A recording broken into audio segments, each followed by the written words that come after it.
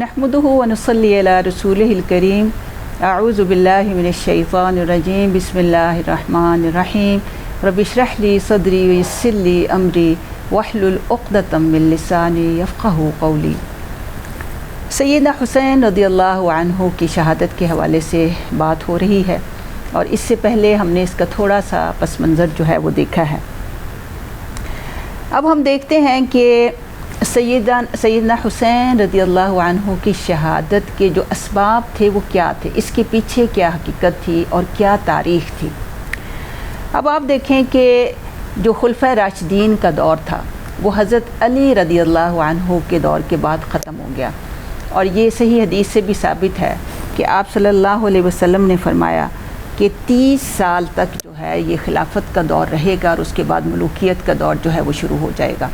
तो 30 साल अगर हम पूरी तरह से काउंट करें तो ये हज़रत अली रज़ियल्लाहु अन्हु की खिलाफत पर फिर ख़त्म हो जाते हैं। इसके बाद हम देखते हैं कि हज़रत मुआविया रज़ियल्लाहु अन्हु सहाबी रसूल, कातिब वही और हज़रत अबू सुफ़ियान के बेटे और नबी सल्लल्लाहु अलैहि वसल्लम के बहुत ही करीबी साथी इस हवाले से कि कातिब वही भी थे। तो उनकी मतलब उनकी खिलाफत का जो है वो मामला जो है हमें आता है। आप देखें कि इनके खिलाफत के हवाले से हम देखते हैं कि हज़रत अली का जो 4 साला दौर था ये इंतहाई हंगामी किस्म का एक दौर हम इसको कह सकते हैं और इसमें किसी किस्म की भी यानी इत्मीनान और सुकून जो है वो हासिल नहीं हो सका और उसकी वजह ये थी कि हज़रत अली रज़ियल्लाहु अन्हु की खिलाफत के बारे में काफ़ी इख्तलाफ जो था वो लोगों के दरमियान और इस तरह साजिशों के तहत बहुत इख्तलाफ रूनमा हो चुका हुआ था। तो इसलिए 4 साल जो दौर था इसमें ये इन इख्तलाफात को ख़त्म करने ही की कोशिश में हज़रत अली भी लगे रहे और फिर इसी वजह से फिर ये हुआ कि इसमें कोई ख़ास फतूहात भी नहीं हो सकी और मसाइल भी हल नहीं हो सके। और फिर इसके बाद जब आपकी एक ख़ारजी के ज़रिए जो है रमज़ानुल मुबारक 21 रमज़ानुल मुबारक को आप शहीद कर दिए गए थे और उसके बाद इमाम हसन रज़ियल्लाहु अन्हु आपके जो बड़े साहबज़ादे थे वो कूफ़ा में थे उस वक्त, क्योंकि हज़रत अली रज़ियल्लाहु अन्हु ने कूफ़ा को अपना यानी मरकज़ हुकूमत जो है वो बनाया था। तो उस वक्त हज़रत हसन रज़ियल्लाहु अन्हु के ऊपर बैत करने वाले लोग मौजूद थे और आप एक तरह से यानी आपकी बैत भी हो चुकी थी और आप खलीफा भी बन चुके थे। हज़रत मुआविया के साथ जो आपका इख्तलाफ था वो इख्तलाफ सिर्फ इस नौइयत का था कि सैयदना मुआविया और उनके साथ और बहुत से सहाबा कराम और बहुत से लोगों का ये नज़रिया था कि सबसे पहले कातिलीन उस्मान रज़ियल्लाहु अन्हु का जो है बदला लिया जाए और उसके बाद खिलाफत के मसाइल जो हैं वो उठाए जाएं। जबकि हज़रत अली का भी यही मौक़िफ़ था कि सबसे पहले यानी खिलाफत वाला मसला ताकि मुसलमानों को कोई इमाम या अमीर का होना जो है वो ज़रूरी है ताकि मसाइल को अच्छे तरीके से जो है उस पर काबू पाया जा सके। तो ये इज्तिहाद थे और सहाबा कराम के आपस के इज्तिहाद थे। और सहाबा कराम के बारे में एक बात जहन में रखें कि नबी सल्लल्लाहु अलैहि वसल्लम की एक तो इस हदीस को जहन में रखें कि और इस इजमाए उम्मा को भी जहन में रखें कि असहाबा कुल्लुहुम अदूल, के सहाबा जो हैं वो सब के सब आदिल हैं और उनसे किसी भी किस्म की गलती का इम्कान तो हो सकता है, इज्तिहादी गलती का इम्कान हो सकता है, लेकिन उनकी नीयत के ऊपर जो है हम किसी किस्म का कोई शक व शुबा करना जो है हमारे ईमान को ख़त्म कर सकता है। और इस वजह से यानी अगर हम ये कहें कि किसी ने बदनीयती से कोई काम किया है तो ये हमें ईमान से खारिज कर सकता है। इस बात क्योंकि सहाबा कराम के बारे में अल्लाह कुरान में ये फ़ैसला कर चुका है कि रज़ियल्लाहु अन्हुम व रज़ू अन,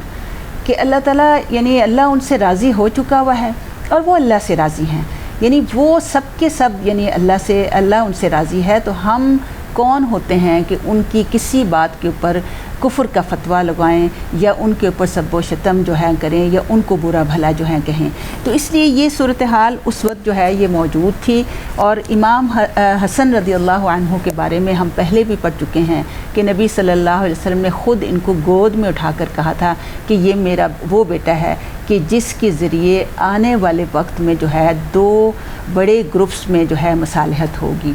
तो फिर जब ये ऐसा हुआ اور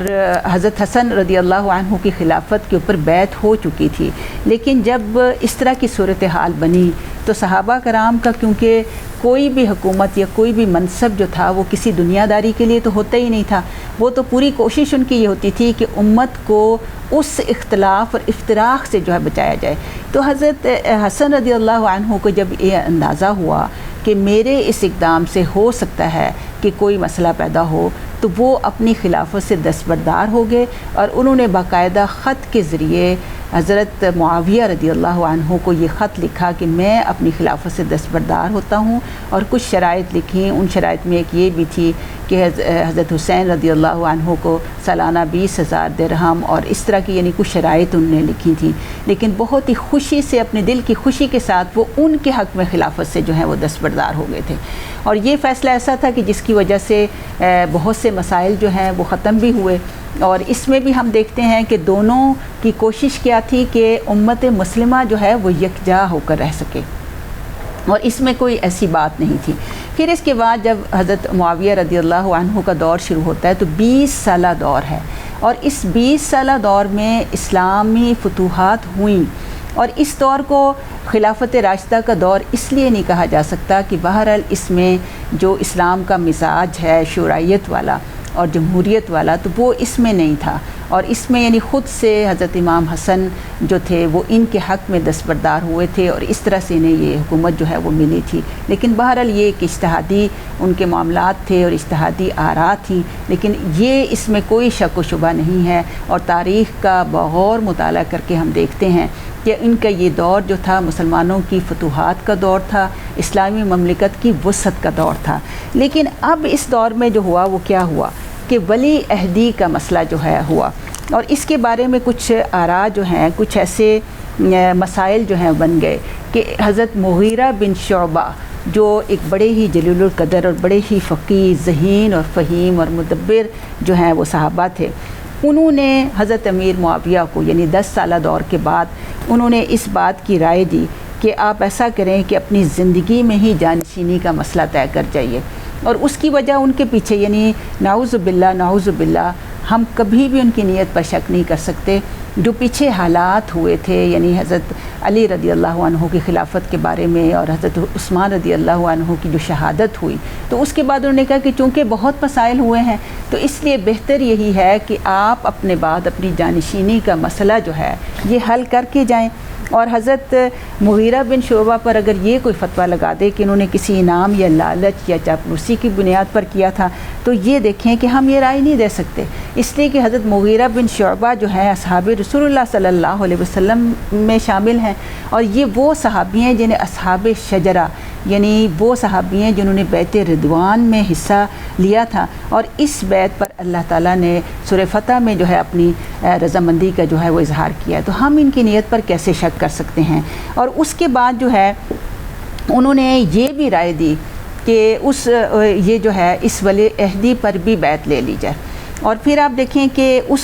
یہ جو زمانہ ہے تقریباً آپ سمجھیں کہ 60 ہجری کے لگ بھگ اس کے قریب کا زمانہ ہے۔ نبی صلی اللہ علیہ وسلم کی وفات پر پورے 50 برس گزر چکے تھے۔ کبار صحابہ کی کثیر تعداد جو تھی اللہ رب العالمین کے پاس پہنچ چکی ہوئی تھی، اور صغار صحابہ میں بھی جو ہیں وہ کچھ ایسے ہی لوگ موجود تھے، سمجھیں کہ یہ صحابہ کی دوسری نسل کے افراد اس وقت موجود تھے، جیسے حضرت زبیر شہید ہو چکے تھے، ان کے بیٹے عبداللہ بن زبیر موجود تھے، حضرت عبداللہ بن عباس موجود تھے، حضرت عباس جو ہیں وہ فوت ہو چکے تھے، اسی طرح سے حضرت ابو بکر کے صاحبزادے حضرت عبد الرحمن بن ابو بکر موجود تھے، اور حضرت علی کے صاحبزادے حضرت حسین رضی اللہ عنہ جو ہیں وہ موجود تھے، اور اسی طرح حضرت طلحہ،